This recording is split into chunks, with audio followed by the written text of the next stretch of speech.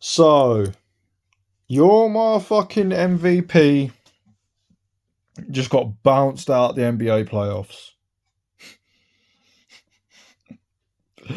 If this doesn't prove how much of a fucking fraud Nikola Jokic is, I don't know what will.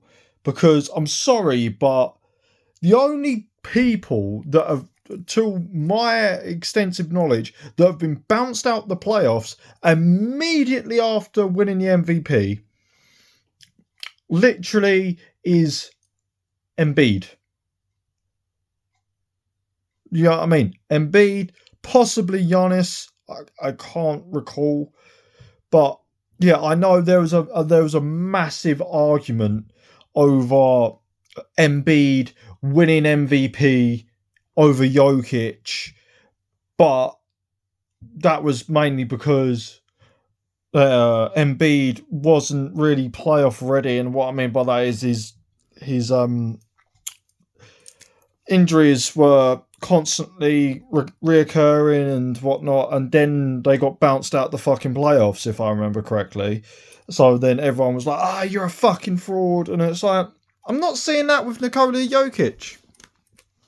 Fucking dickheads, like, literally got bounced out the playoffs by not even, like, when I say not even a top 5 seed team, I don't mean like, oh my god, they're not one of the top teams in the NBA. What I mean is that the team that bounced him out weren't technically coming into the playoffs with high aspirations type thing. Like, say for an example, if it was Luka or Luka and Kyrie that bounced him out, or Giannis and Damian Lillard who bounced him out, or say Jimmy Butler and the Miami Heat bounced him out.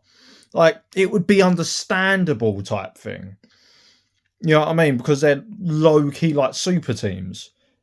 But then it's like, or hell, or even the fucking Boston Celtics for one. Like, if I know for 100% fact, if the Boston Celtics had bounced him out, no one would. I know for a fact I wouldn't even be saying, "Oh, he's a fraud" when it comes to the MVP. But I mean, it just proves that we've got fraudsters everywhere, because we've got fucking Rudy Gobert winning Defensive Player of the Year over Victor Wembanyama, which is just fucking lunacy. He was better than fucking Rudy Gobert in every single fucking category other than team success, which the only reason why that was going on was because, let's not act like, he has one of the most single-handed, like, unicorn-esque big men on his team, along with Michael Jack. Oh no, I said Michael Jackson. Michael Jordan Jr. So it's not exactly like it was a hard role to fill. You know what I mean? Just being an okay defender. You know what I'm saying? And then you had Reed basically locking up Jokic. You know what I mean?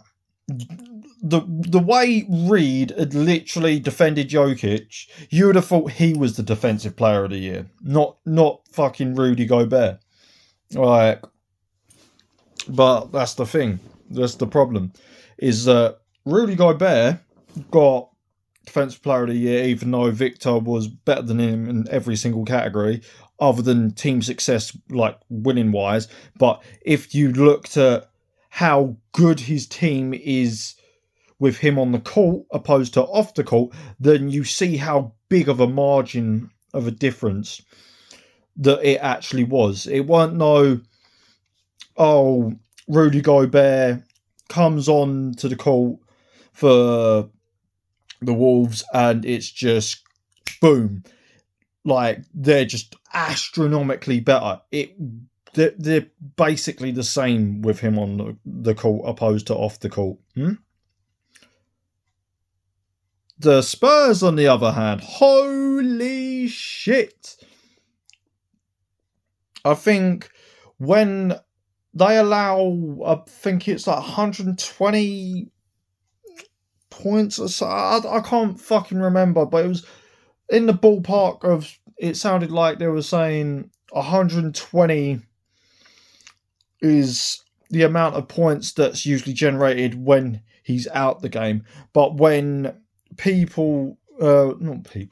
when he's actually in playing against other people, then I think they said they shoot like 10 to 20% worse than their actual average. And I mean, for someone who'd be shooting 40% and you're shooting like damn near 20% worse when Victor's guarding you, what the fuck? You know what I mean? How is he not defensive player of the year? The amount of blocks, the amount of steals. You know what I mean? And then when he's on the court with them, I think it's just about 100. So he literally cuts like the offensive capabilities in half, so to speak, when it comes to the actual defensive side of things. So it's like, you can't really sit there and say that Rudy Gobert was the better fucking defender. It's not even the case. Like, the fact that Reed had no business being that good of a fucking defender on Jokic, he was just somehow locking him up. Jokic against Rudy, though, made him foul out. Was like literally getting anything he wanted. Like putting him in a dream shake and whatnot. And that's the defensive player of the year. Need I fucking remind you what the hell happened last time Wemby went up against Nikola Jokic? Do I even need to remind you lot? Aaron Gordon thought it was a good idea to piss him off, and then he ended up scoring 13 points in like literally 3 minutes. And on top of that, he was just blocking and defending Jokic for fun. So, I mean, yeah, you can't really... Yeah, it's just, nah. Can't really sit there and like try and like justify that shit. But then also along with the MVP, fraudulent MVP case, you got bounced out the fucking playoffs by Anthony Edwards, Rudy Gobert, Reed, and old babyface. Yes. Yes, I call him that. You know exactly what I'm on about. But I just find it funny. But yeah. So, No Boston Celtics. No Giannis and Dame. No Jimmy Butler and some Michael Jordan-esque bullshit. No, nothing like that. Just the Wolves. Like, the Wolves collectively. I'm just so sick of it. Like, seriously, I am. Because I feel like I'm forgetting a lot more than I'm remembering when I'm talking about this. But I genuinely feel like I remember... Like, genuinely remember seeing quite a few people get bounced out the playoffs immediately after winning the MVP. And I'm sorry, but it just puts like an asterisk to their fucking MVP case. Like the bubble championship win. It's like, type thing. It's the same with the MVP. If you win the MVP and then you can't carry your team to a fucking win, like over like a win of a series, to at least get to the second round of the playoffs, then you clearly ain't the most valuable player, because the most valuable player, and this is where all the Jokic supporters start fucking coming for me for this, but everyone says, oh, Jokic is such a good passer, blah, blah, blah, oh, fucking blah. It's like, if that was the case, if he was actually the MVP, if he was actually a good passer, he would have been able to make do with the apparent no fucking help that he was getting from his teammates. Because, let's be honest, if your teammates aren't shooting the rock well, yeah, whether it be 3-point land or mid-range, what the fuck do you then do?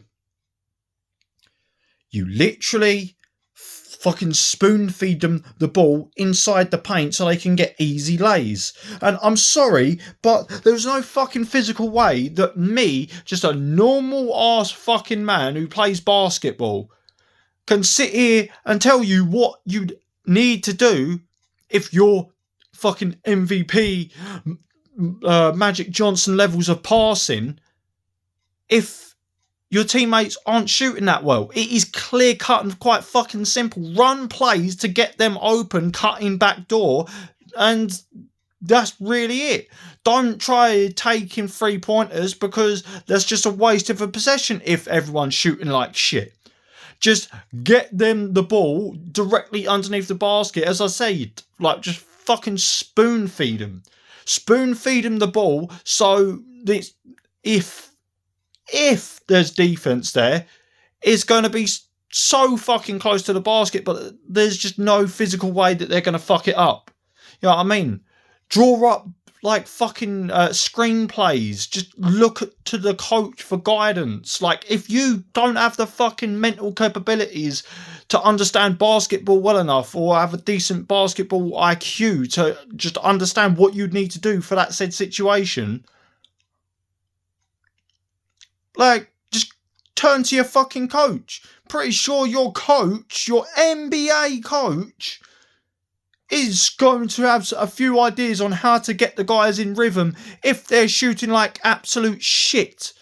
Like, don't start trying to fucking do pick and pops with like fucking Jamal Murray and Jokic as the fucking pick. Like, don't be doing that shit, you dumb prick. Like, the only thing that they really had going for them was literally Jokic lobbing Aaron Gordon the backdoor cut. And that's what they should have been doing the entire time for everyone though. Like, passing, rotating, because I know for a fact well enough more than anyone, because trust me, on my good days, I shoot like I'm literally Kobe Bryant in the fourth. And then other times, I'll literally be shooting like absolute shit. And I know from personal experience that if you're shooting like absolute dog shit, the last thing you want to be doing is taking more and more shots, whether that be 3-pointers or fucking mid-range shots. You want the easiest viable shot, which is 9 times out of 10 a fucking layup. And obviously, if you're playing like, I don't know, like a 2-3 zone or a 2-3 zone, that shit's usually fairly easy to score in the paint if you know what you're doing. Because, I mean, if you're literally on either side of the elbow, then you're going to have space to operate because of the zone. And then it's pump fake. The person's going to think, oh shit, he's wide open from fucking like about 10, 15 feet out. So I'm going to have to step up on that. Because if I don't, then that's an open range jumper for him. And that's just not a good idea. And I'm using this as a fucking, like, difference in perspective, because I, for one, know that a basketball player, an NBA level professional athlete, is going to make wide open mid-range shots. Yeah? But even when it's people like me and other people, like, getting these close mid-range shots, just simply because we're breaking down the zone, it's quite simple.